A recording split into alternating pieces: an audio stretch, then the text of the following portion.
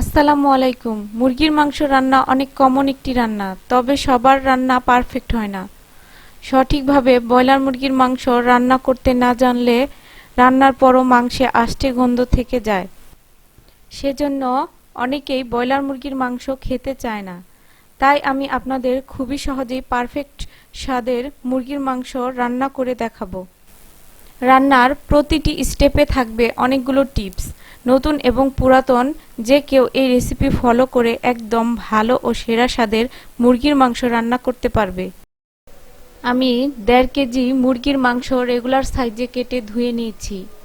আপনারা আপনাদের ইচ্ছে অনুযায়ী কেটে নেবেন। আমি চিকেন ভালোভাবে পানি ঝরিয়ে নিয়েছি। এবার একটি মিক্সিং বলে নিয়ে হাফ চা চামচ হলুদ গুঁড়া এবং 1/4 চা চামচ লবণ দিচ্ছি। হাত দিয়ে ভালোভাবে মিশিয়ে নিচ্ছি। চুলা অন করে একটি প্যানে আধা কাপ পরিমাণের তেল গরম করে নিলাম। একে একে মশলা মাখানো চিকেনের পিসগুলো দিয়ে দিচ্ছি।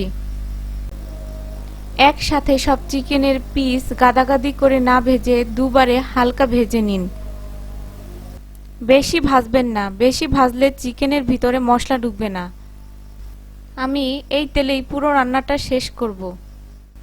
চিকেন দুপাশে হালকা ভেজে বাটিতে উঠিয়ে নিচ্ছি।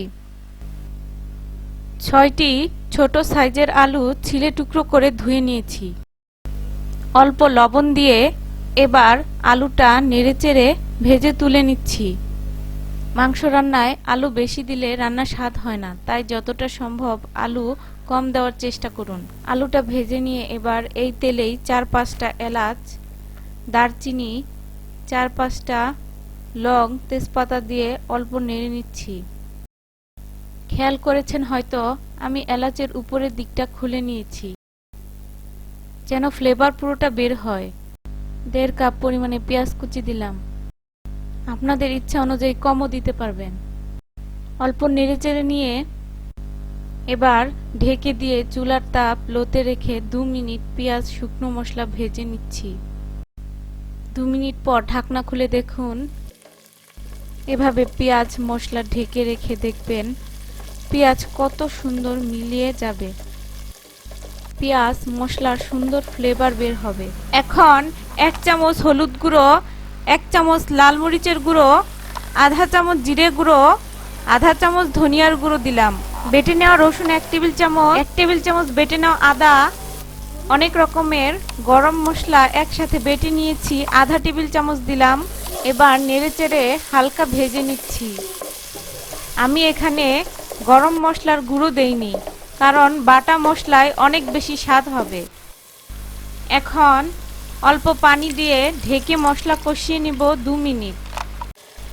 2 মিনিট পর ঢাকনা খুলে নিয়ে দেখুন মশলা কত সুন্দর কষালো। আপনারা দেখতেই পাচ্ছেন তেল আলাদা হয়েছে।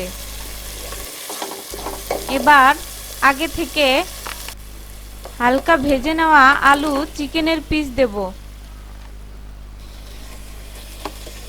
হালকাভাবে নেড়ে নেওয়ার পর আবারও ঢেকে কষিয়ে নেব 2-3 মিনিট। চুলার তাপ মিডিয়াম আর লো এর মাঝামাঝি রেখে 2-3 মিনিট পর ঢাকনা খুলে দেখুন একবার কত সুন্দর দেখাচ্ছে। এবার চিকেনের পিস হলুদ লবণ দিয়ে মাখিয়েছিলাম যে মিক্সিং বলে, সেখানে পানি নিয়ে দিয়ে দিচ্ছি।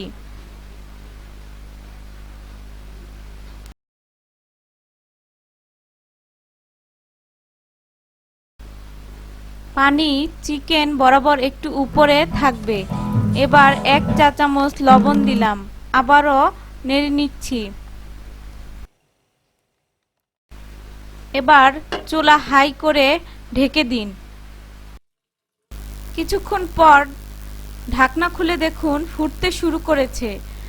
তখনই আধা চা চামচ গরম মশলার গুঁড়ো দিন। এখন লো আর মিডিয়াম এর মাঝামাঝি রেখে রান্না করুন 10 মিনিট। 10 মিনিট পর ঢাকনা খুলে দেখাচ্ছি। আমি অফ ক্যামেরায় নেড়ে দিয়েছিলাম এবার আবারও 5 মিনিট লো তে রেখে রান্না করব। 5 মিনিট পর আমি চুলা অফ করে দিয়ে কিছুক্ষণ এভাবেই রেখে দিয়েছিলাম। দেখতেই পাচ্ছেন কিভাবে তেল আর মশলা উপরে একটা পরত পড়েছে। আমরা জানি ব্রয়লার মুরগি হতে বেশি সময় লাগে না। আমার দেখানো স্টেপে রান্না করলে মুরগির মাংসের স্বাদ অনেক গুণ বেড়ে যাবে। একবার এই প্রসেসে মুরগির মাংস রান্না করে দেখুন। এখনকার মতো বিদায় নিচ্ছি। ভালো থাকবেন, সুস্থ থাকবেন। আল্লাহ হাফেজ।